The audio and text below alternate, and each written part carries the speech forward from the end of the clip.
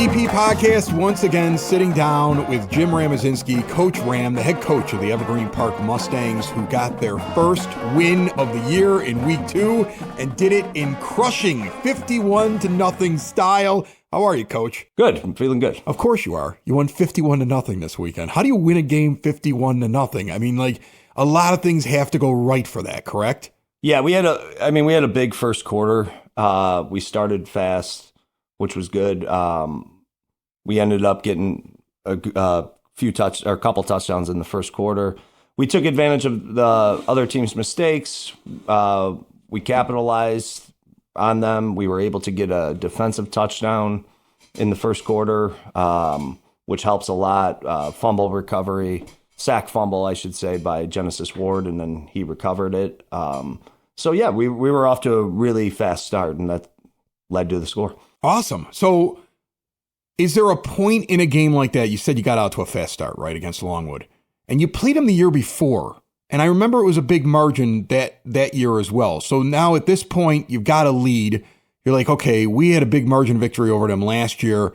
You know, I don't want to embarrass, but I also, I want my guys, if I take the foot off the gas too much, somebody might get hurt out there because they start not taking it seriously. So, like, how do you balance that?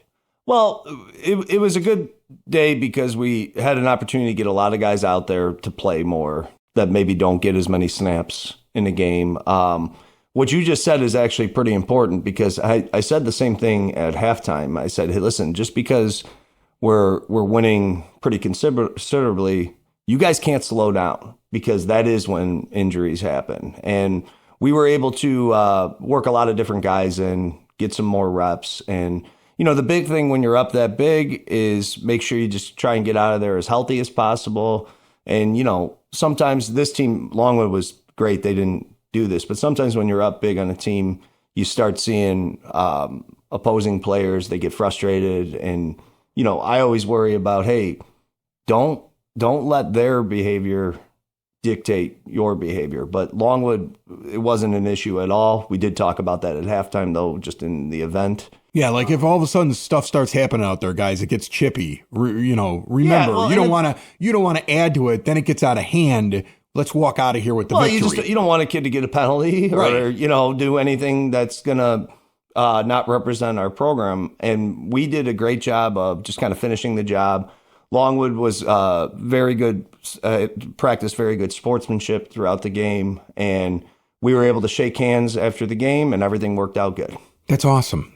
Who's your big performers? Everybody? You have a giant list here? How do you figure this out? Well, David Johnson, on not that many rushing attempts, he got to 100 yards. He had 2 touchdowns, so it was good to see him have a good game. It's big because the running game was not working very well in week 1. No, it was. We didn't have a great run attack week 1. Offensive line obviously stepped up a little bit, and kind of like what I said last week, we did have a good week of practice, and I think that carries over because I'm not saying we would have potentially lost the game, but like by any we would not have came out as crisp and fast as we did had we not had a good week of practice. But yeah, no, we had some big numbers. AJ Powell had a receiving touchdown and a rushing touchdown. Rowan Smythe threw 2 touchdowns, 1 to Powell and 1 to Caleb Kaiser. Caleb Kaiser also had a punt return for a touchdown. So it's pretty rare that you score in all 3 phases of a game, offense, defense, and special teams, but we were able to do that. It was a good day. And even like little things, like we have a sophomore, Garrett Kazmirowicz, who's up on varsity, and he didn't see a ton of reps on week 1, but he got more this week. And, seeing him get his first catch as a varsity player. That's awesome. It builds confidence in young players. Do the kids at the high school level get to keep the ball when they do something like that? No, they cost too much. You ever have a kid try to do that? Like, it's my first touchdown, coach. It's like, we only have 3 balls. No, we have plenty, but they're not, it's not like giving out a golf ball or a baseball. There's a little bit of cost attached to each one. So no, I have not had anyone ask me for a game ball. Okay. All right. That's awesome. So I want to go back to something you just mentioned about good week of practice, because you and I have chatted about it, but I don't know if we've ever gotten into it on the podcast.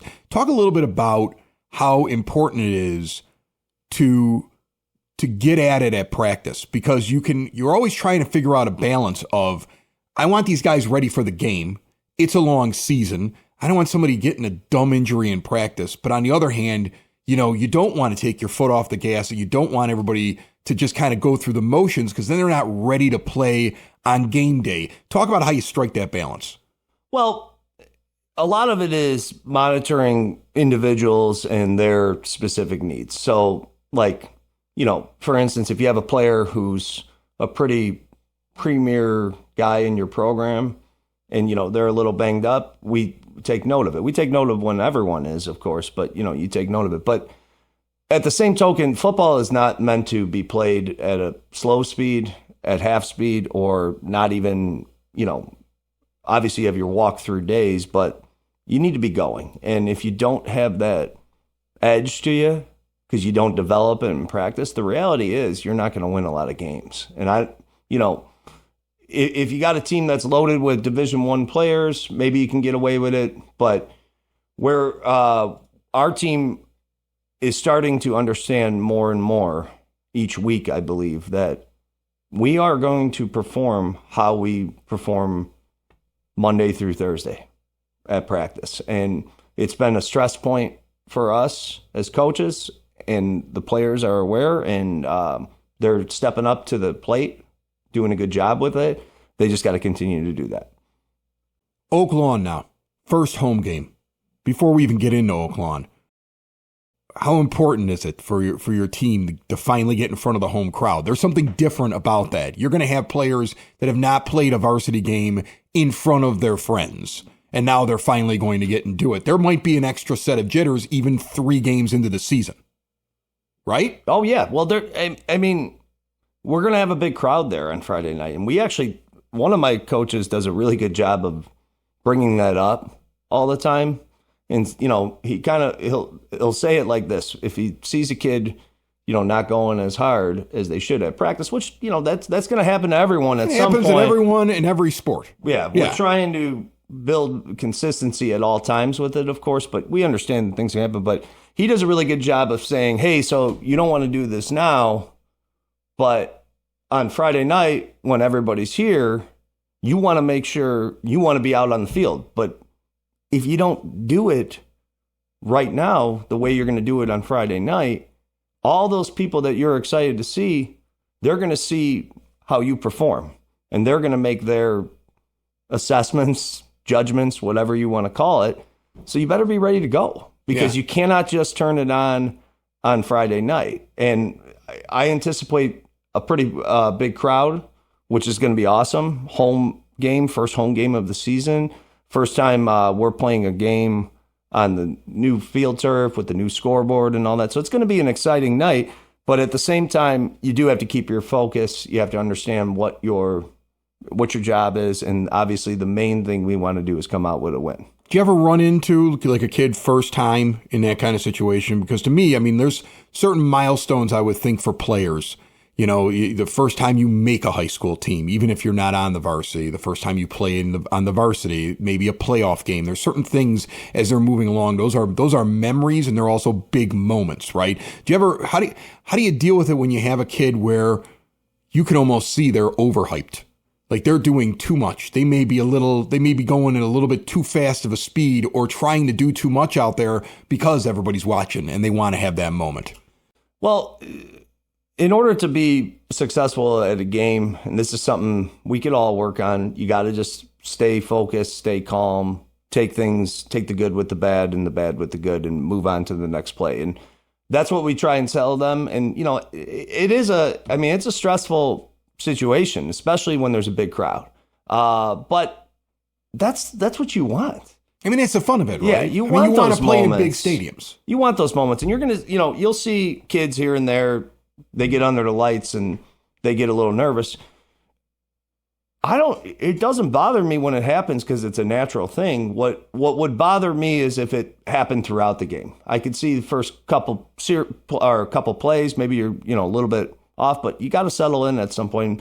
we do our best to talk to each player that's out there, get them in a good mental space before the game starts so they're ready to go. Well, we just watched Caleb Williams overthrow a guy in his first or second series because he was all hyped up. And he even said afterwards, and here's a guy, number 1 overall draft pick, had preseason games, and, he's playing for the Chicago Bears, and he still had that little bit extra excitement, nerves, jitters, whatever it was. And, I felt like he settled down later in that game. Keenan Allen dropped the ball. I don't know what the guy never drops the ball. He drops the ball. They won the game. I'm getting on the Bears. Let's talk instead about Oak Lawn. Oak Lawn's 0-2. They're also a rival. 0-2 in those out-of-conference games sometimes doesn't really mean anything. I don't know what the competition was that they faced in the first 2 games. How do you assess them, and especially a team that you know very well generally? I mean, I'm sure there's a few new personnel changes, but how do you assess them? How do you look at this game going into it?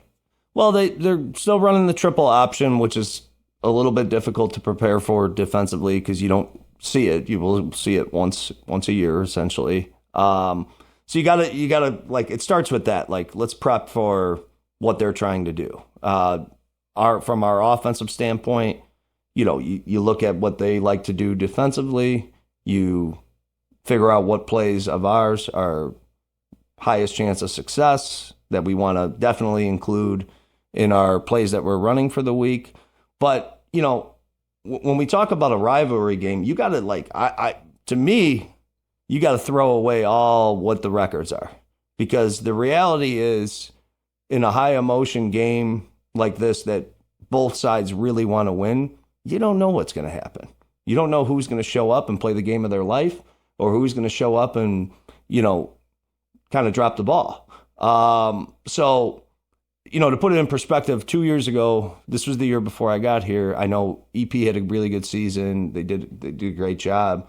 And Oak Lawn did not have a great record that year.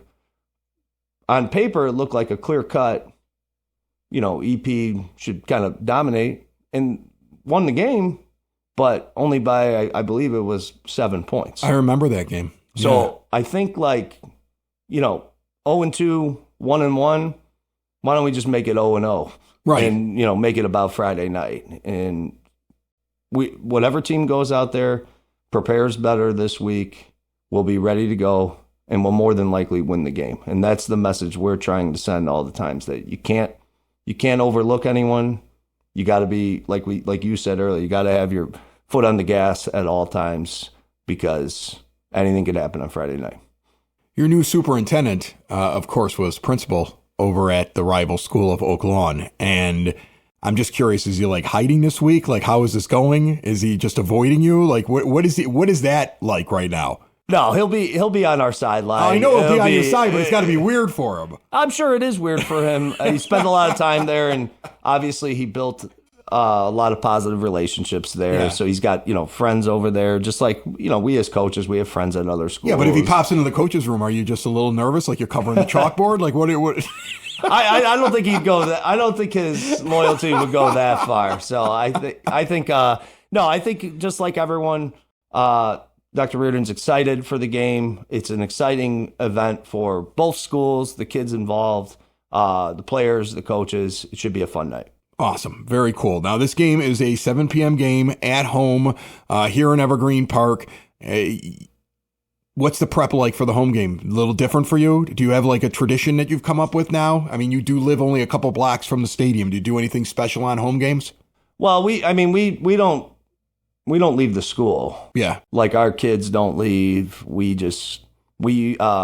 You live there till the game happens. They don't disappear. They don't go home for a little while. We eat a team meal. We do walkthroughs. We stretch. We get ourselves going. There's some time for the guys to relax, get themselves mentally prepared. It's time for us as coaches to do some final game planning, but also it's time for us as well to just kind of sit together, talk about the game, but also just hang out for a little bit beforehand. It's good for the team to kind of just get comfortable with each other beforehand. But no, I usually share a schedule with the boys the day before, or the morning of, with the specific plan for the day. What's the key? Get out fast? Are we doing that again, or you got something different? The key is, let's see, today's Tuesday. So the key is Tuesday, Wednesday, Thursday. Are we going to practice at the highest level we can? Because if we practice at the highest level we can, we'll be the most prepared we can be on Friday night. And I mean, it's just like anything. The more prepared you are, the better you're going to perform. So that's the key. And then Friday night, I think kind of you were alluding to this, not getting caught up in the big event that is happening. Yeah. I mean, I would think this is their first big event and then homecoming in a couple of weeks, but this is an event today. Yeah. Yeah. It's going to be a ton of fun. Like I'm excited about it. I know our players are, our coaches, the school. That's another piece to this, a game like this. Like, don't, like you said with Caleb Williams a little bit ago, you want to be hyped up, but you can't be overly excited, because that's when you stop thinking and you start doing your responsibilities because you're just all over the place. So we're going to talk about that quite a bit this week, but yeah, we need to have a good week of practice leading up to the game. All right. Coach Ram is going to get him ready, him and the rest of the coaching staff, and Oak Lawn will take the field at Evergreen Park, and the Mustangs will go up against them looking for a second win on the season. 7 p.m. start over at the high school. Going to be quite the event, and good luck this weekend. We'll talk to you next week. Sounds good. Thank you. It's the EP Podcast. All things Evergreen Park. It's the EP Podcast. Evergreen Park.